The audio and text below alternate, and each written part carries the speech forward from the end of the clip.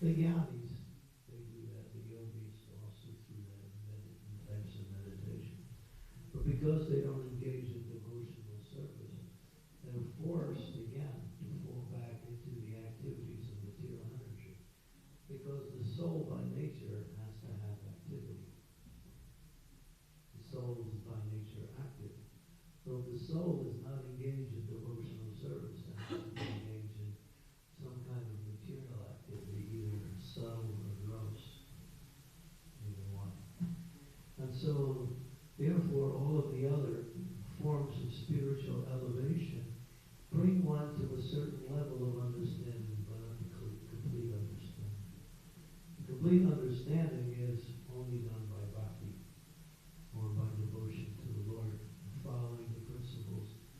And it looks, and the interesting thing about and the criticism that bhakti gets, it looks like, just like material activities. Just like we eat, and the non-devotees, they eat.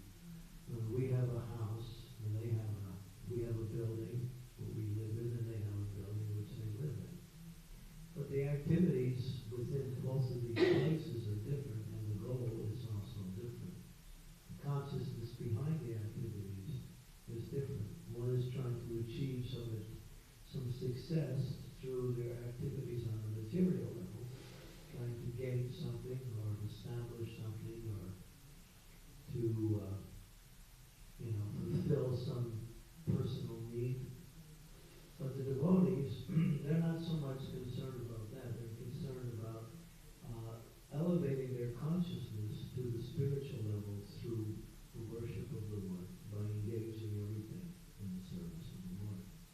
So it looks the same. Sometimes people criticize devotees as being karma yogis or unengaged in karmic activities because it looks the same. That's why they say you guys should meditate and you should perform all kinds of severe austerities to somehow or other free yourself from the encumbrance of material energy. But they can only go to a certain level of freedom because they don't take up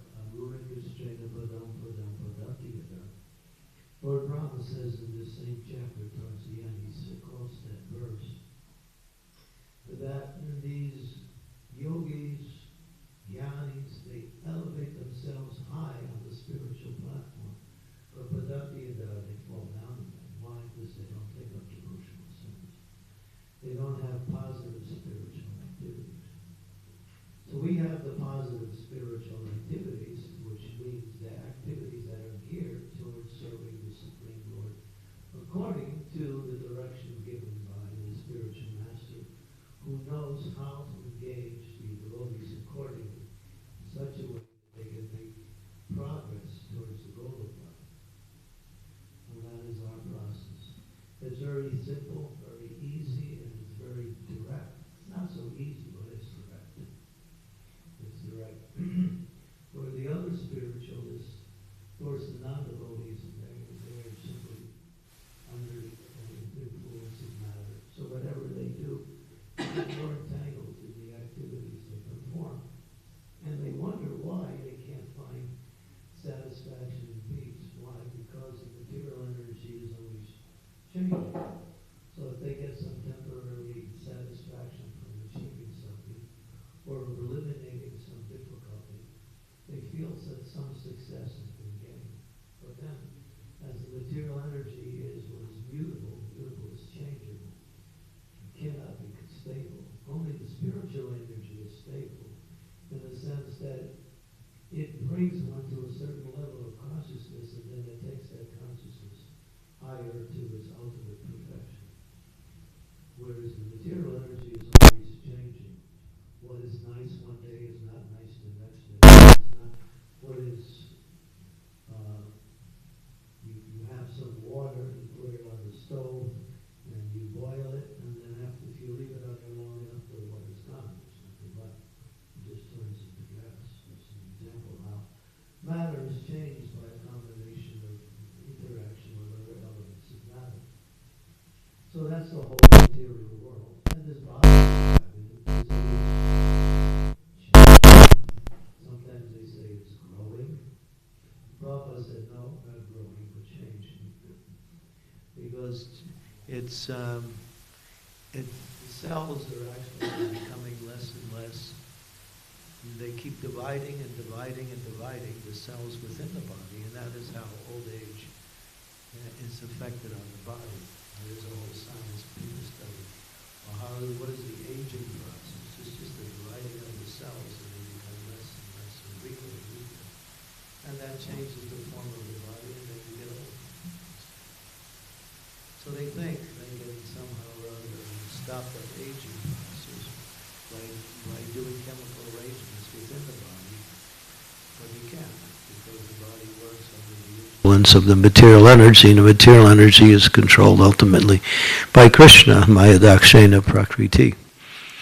So devotees don't worry about what's happening on the material level. They know if they get sick, well, I'm not sick, my body's sick. Still, I have to take care of my body and keep it from getting, run down so I can do my service very nicely. But even if a devotee is somewhat sick and even debilitated, they can still engage in devotional service. They may have to change the way they serve, but as Prabhupada says, there's no material situation that can impede one's devotional progress. One may have to adopt a different type or a more subtle type of devotional. In other words, one may be forced to just chant or read and can't do physical work because of debilitation of the body. But still, devotees are never affected by the combinations or the change of material energy, although sometimes we seem like we are. Therefore, we shouldn't worry about the changing things, of what happens on the external energy. Things will always change. And you can't control that. You can control it up to a sense that you can be free from the effects of it by staying engaged in devotional service. And you can watch it happening in front of you. But if you somehow or other try to control it or stop it to work, it's just not within our power. It's just the way the material energy works. We're not the controllers. We're simply the servants of the Lord who use the material energy and bring it back to its natural state. Because these elements, earth, water, fire, air, ether, mind, intelligence, and ego, are actually spiritual. Because Krishna creates these elements, and everything Krishna creates is not material. It's of his same, what we say, nature. So these elements in their pure form, in the very beginning of creation, are actually spiritual. But when they are combined together and used in a way that is different from the service of the Lord, they take on this conception of being material. But that's just another, as it says here, liberation and bondage is just an illusion. It's false. Because the soul can never be encumbered by the material energy, although it appears to be. Encumbering is simply the consciousness of the living entity. Change your consciousness, and you change your conception of your relationship with the material energy. When you get completely into pure consciousness, then you realize the material energy is completely separate from you. It has nothing to do with you. Just like if you get, I use the example, you get sick. And just like sometimes, even if you die, you don't really die because you never were, you weren't, the body is never alive anyway. This is a combination of matter. And great souls, they know that if they have to leave their body, it's not a problem for them because they know they're not this body. And they know that the body is just material elements. So when they go to the stage of what they say birth and death, it's simply a terminology of the beginning and the end of the body, which has nothing to do with the soul. And that's, we call it birth and death, and we call it in between that's life, but actually it's not life because there's no life to matter. Matter is simply jada, or dead. So when you know all of these things, you You don't have to worry about what's happening. You simply engage in devotional service. Yeah, my body is like this. All right, I'll work with it. Go on in your devotional service. We shouldn't be spending so much trying to make our body comfortable or put it into a nice situation so we can somehow or other feel less difficulties of being in the material. And just engage in devotional service. We take some care, but just like you take care of your car, we know the car is not, you, but it has a purpose, so we take care of the body. But don't overdo it, because it mentions that, and this is in Chaitanya Charitamrita, in the first, I think it's the first or second chapter of Adi Lila, there are 22 ways by which one can engage in sense gratification. And one of them is health. When we get too much absorbed in trying to make our body healthy, it's another form of sense gratification. When one should do what is necessary and not become overly concerned about that. Because ultimately, as Srila Prabhupada said, if you're sick, chant Hare Krishna. And you'll see, when you actually are sick and you chant, and you're chanting properly, you actually feel yourself being relieved of the effects of the disease. To some degree, depends on the type of disease you have. So actually, because the soul is actually becoming energized through the process of chanting, and when it does, it affects the body in a positive way also. So that the best health remedy is chant Hare Krishna. Of course, we take a few medicines every day, we take a few supplements. But when we get overly concerned about the state of the body, then we fall into this conception and it becomes an obsession. There are people who are what we call hypochondriacs. Right? They're always thinking about, oh, I'm going to get sick, and they take all kinds of medicines. You open up their door of their house, and all the medicines fall out on the floor. It's like, there are people like that. It's just like too much, and devotees can get like that too. This hell, that hell. Do what's necessary, and of course, for one person, maybe one level, another person. But when we get too much involved in that, then we fall into the bodily conception of life like that. So that's pointed out in Chaitanya Charitamrita, that health activities also is a form of sense gratification when it is, overdone. In other words, I'm making that point because one of the most important parts of our material life is to take care of our health. But we have to make sure we take care of our spiritual health along with it in the position of priority. So that's very important to understand. Because ultimately, you're going to die anyway. So how much time you want to spend about trying to keep the body healthy anyway? It's all lost. The body's going to be gone anyway. So you keep it as healthy as you kind of can. But not all day thinking about this remedy, this exercise, that exercise, this thing. There's people who are like, I know devotees are like that too. So it's like too much.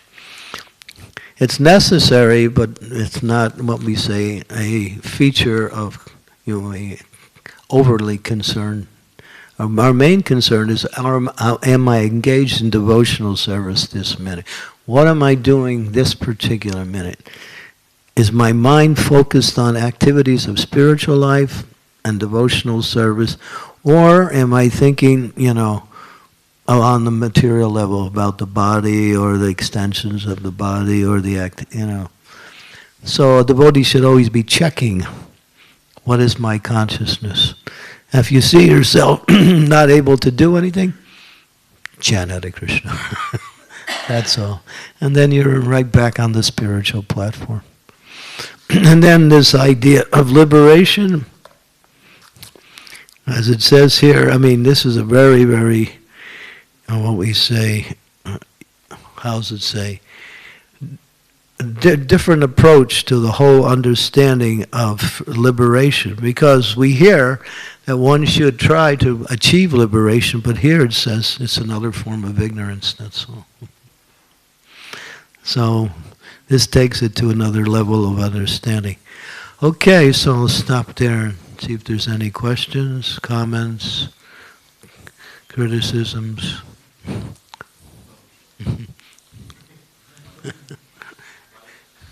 Maharaj? Yeah. Huh? Wait for the mic. Yeah.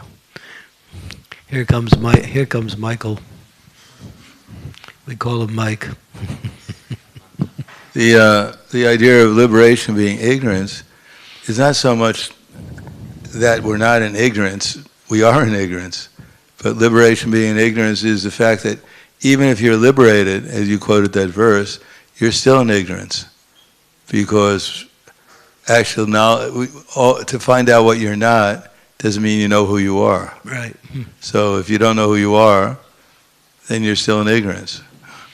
Yeah. So the idea of, because although it says in Bhagavad Gita, anadidvat nirgunadvat paramatmayam avyam sharira stopi kontiya nakaroti nanalibhyate. Those who can see with the eyes of eternity can see that the soul is transcendental, eternal, and beyond the modes of material nature. It's in spite of contact with the material body or Arjuna, the soul is neither doing anything nor is he entangled. Yeah. But we are in ignorance.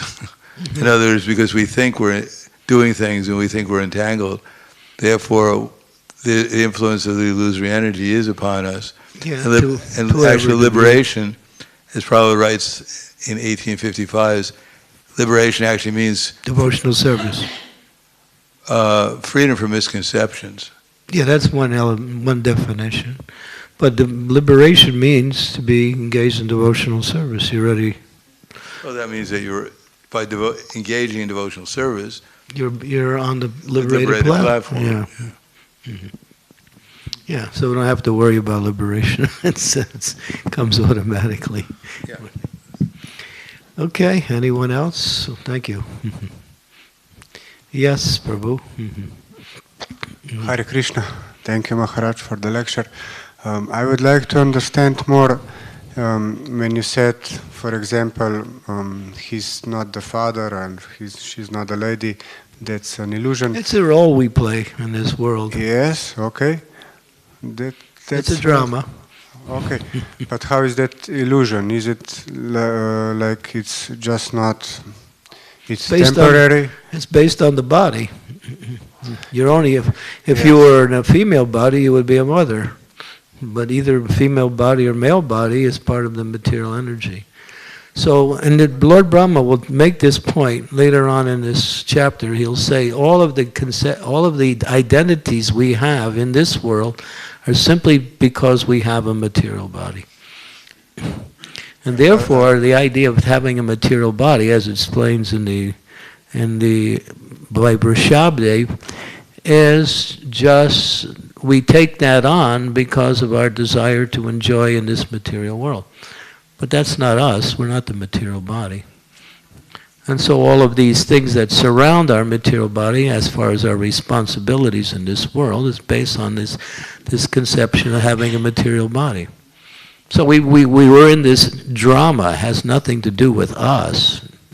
We play this role because we're in this drama of material existence, that's all. So at that moment, it's not an illusion. I mean, you do your duty according to your ashram. So if you're in a grihastha ashram, you play the role as the father. But you have to understand you're playing a role. It's not you. That's all. Thank you. Yeah. That's what I want to say. Yeah, play the role good, but don't get caught up in the role. It will not last very long. Yeah. Okay. If you're on, I mean, the best actors are actually those who identify with the part. So, identifying with the part in this world means getting more entangled with that illusion of being that part. So Prabhupada says, you know, my body, my wife, my children, this is all Maya, because these persons who we claim connected to our body in these different ways are actually spiritual beings, and they are part and parcel of Krishna. But as a grihasta, okay, you take care of your family. But you take care of your family in such a way as they become Krishna conscious. As Rishabdev says in the 5th canto, don't become father, don't become mother, don't become guru, don't become teacher. If you cannot liberate your, followers, children from the cycle of birth and death, that's your main duty. Taking care of them on the material platform is also needed, but the main duty is to bring them to the platform of self-realization, in other words, God consciousness. Then you're really a father, because you're acting as a representative of the Supreme Father.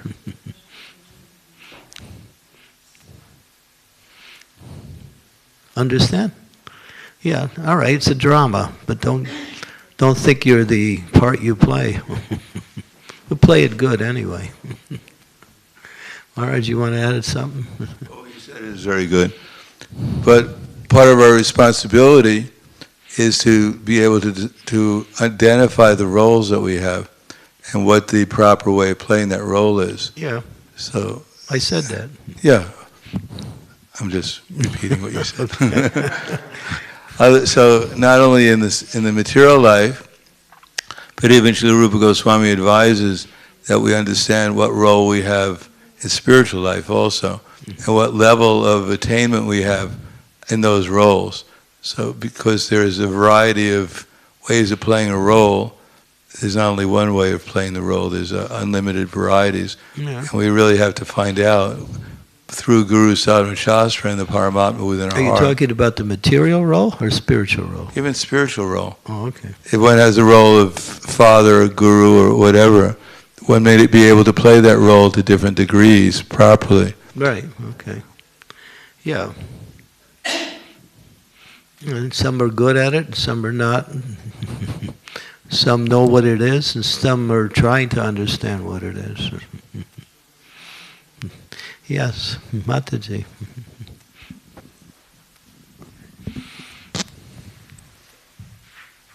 Hare Krišna, hvala lepa za zelo inspirativno lekcijo, da veliko za razmišljati. Danes ste govorili o ločevanju duhovnosti. Danes ste govorili o Hare Krišna, o ločevanju duhovnega oziroma razumevanju duhovnega sveta in pa materialnega. In razmišljam z moje pozicije, kako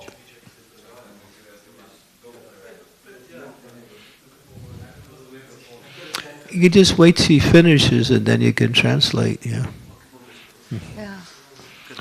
Ja. Danes sem poskušala razumeti to ločenost med duhovnim in duhovnim svetom in materialnim svetom. Today I try to understand the difference between material and spiritual world. In če gledam zdaj iz mojega položaja, ker živim v templju in ko And if I look from my perspective, because now I live in the temple, in ko je potrebno deliti službice, bodisi v kongregacijskim bhaktam ali tempelskim, and when I need to schedule the like jobs, services, different services for congregational devotees or for devotees in temple, mogoče še bolj kongregacijskim, maybe even more to congregational members.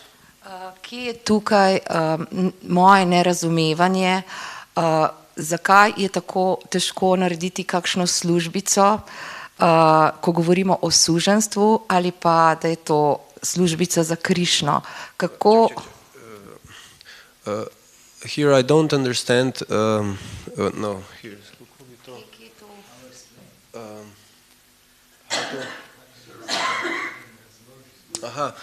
How to explain them that this is a service, that it's not a form of slavery? Ja, in da je to servis za Krišno, govorimo pa o visoki filozofiji, ampak so stvari zelo preproste. Zakaj recimo se tukaj zatakne pri baktah? Because we talk about this high philosophy, but actually the things are very simple. So Right. why it gets with devotees catchy with this part? So why do devotees... Zakaj to ne razumejo, da to delajo za Krišno? You just explained that now you're doing service for the Lord. That's all. And to serve the Lord will make you happy. Will connect you with God. We live our existence is spiritual, and therefore by doing this service, we're actually acting on our real identity as a spirit. So you can speak like that. Very simple, right to the point, nothing philosophical that, you're not this body, you're an illusion, and therefore you're not doing anything, although I'm telling you to do something. You don't want to get into all of these. Yeah, simplify it. And when I first came to Krishna consciousness, I remember when I was in New York, my bhakti leader said, you've been serving yourself all your life, now you can serve God. And I thought, wow, now I can actually serve God. I got really excited. He made it sound so important that now I'm actually doing the thing that is the best thing I could possibly do. I'm serving that person who is God. Wow. It was like, so you can somehow, tell people that, you can serve the Lord. Hvala. Ali morda ne razumemo, kaj pomeni sploh predaja, da premalo razumemo, kaj pomeni se predati Krišni? Do we maybe not understand what is actually surrender to Krishna? Don't worry about surrender, just get them engaged in devotional service. By following your instructions and carrying them out nicely, they're surrendering. But surrender is not something that happens and then you're surrendered. Surrender is moment to moment. You can be surrendered one moment and the next minute not. So at that point when they're engaged, they're surrendered. Yeah. Thank you. Yeah, thank you. Hare Krishna. Thank you. Nice. All right, we can stop here. Srila Prabhupada ki jai. Srimad-bhagavatam ki jai.